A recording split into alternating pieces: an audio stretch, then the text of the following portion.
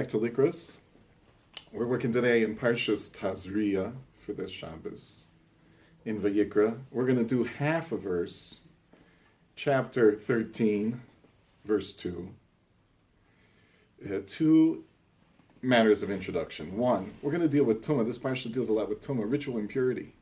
And ritual impurity is a little bit negative, pushing off. What exactly is ritual impurity really would need much more time, which is not part of our framework. We're going to discuss Negoyim, Tzoras, generally translated as leprosy. It's a type of biblical leprosy, and doesn't exist today, not due to penicillin. It just doesn't exist. This also is beyond our framework to discuss further why it doesn't exist, what's the difference between the time of the Bible and our times, which we're not going to discuss. But when we think about these two issues, ritual impurity, which really doesn't affect us too much, and the whole idea of tzaras, of biblical leprosy, this doesn't exist today. So the question of relevance becomes very strong. What's the relevance to us? How does it speak to us?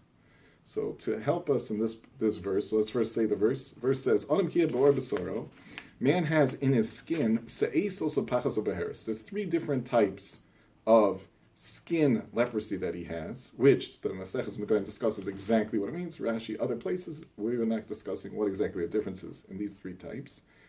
So it's called tzaras, and he's tameh, and he's ritually impure. That's what the verse says. So we need relevance for this half verse for our lives. So we're looking at the Maor Vashemesh. He says, quotes our verse, and tells us nearly the farish. I'd like to explain. When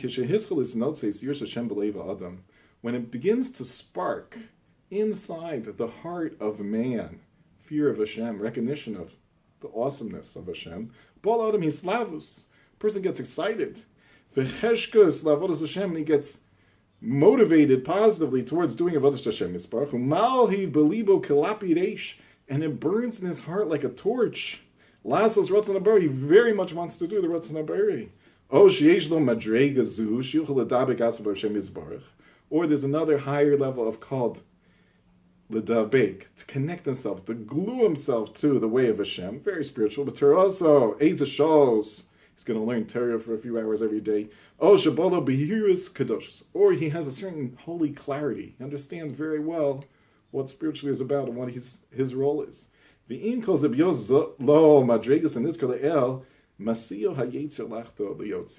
Though he seems to be doing very good and moving in the right direction, and it's a new start for him, yet still the Yetzer Hara, the evil impulse, is still there, encouraging him to sin against Hashem. How? What's the sin? The sin is to think, wow, I'm such a spiritual person. I'm the man. I'm the tzaddik. I'm the one. Since he sees that he does have some success in getting excited to serve Hashem, in dveika's connection to Hashem, and in clarity in his role, he's going to get very happy. He thinks himself a tzaddik. This is the Yetzer Hara speaking to him. To think too much positively about oneself, he's changing his spiritual level, which he has now with the listening to the Yetzer Hara, to negativity. And this is going to make him stumble. This is our verse. Person has se'es, that's the first term of the leprosy we're talking about. It means to raise up a torch. He has fire to serve Hashem, which is positive. The second language that the Torah uses here, who lashon devekas, but the word sibeach is to connect.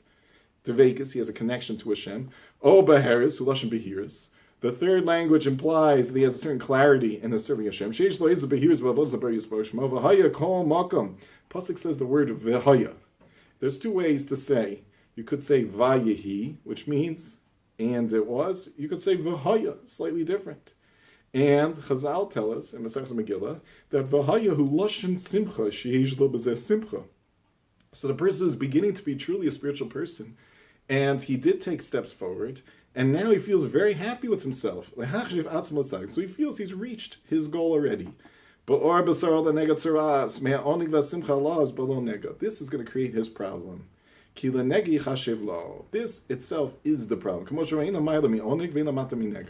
It's very interesting, the two words. The word nega is nun gimel ayin. The word oneg is the same letters, ayin nun gimel. So it depends the order of things. So here he's got something right. He's moved forward. He's become spiritual. He has fire in his heart to serve Hashem, which is good. And yet, now, since he made this one step forward, he feels too much happiness and too much connection to himself and too little connection to Hashem. It's the second step where he's falling, listening to Yitzhar, focusing on self, and coming to a false pride and false happiness. So this is what we're worried about. We have to take slowly our spiritual progress. Spiritual progress must be with checking and take the step forward. Do make the connection. Do reach for fire to serve Hashem, to lifting up, to the connecting to Hashem, to the clarity in serving Hashem. And with that, realize still an obligation to be a humble person, still an obligation not to move oneself so much forward to the center, and make sure that we stay spiritual for step 2. Hashem is the center.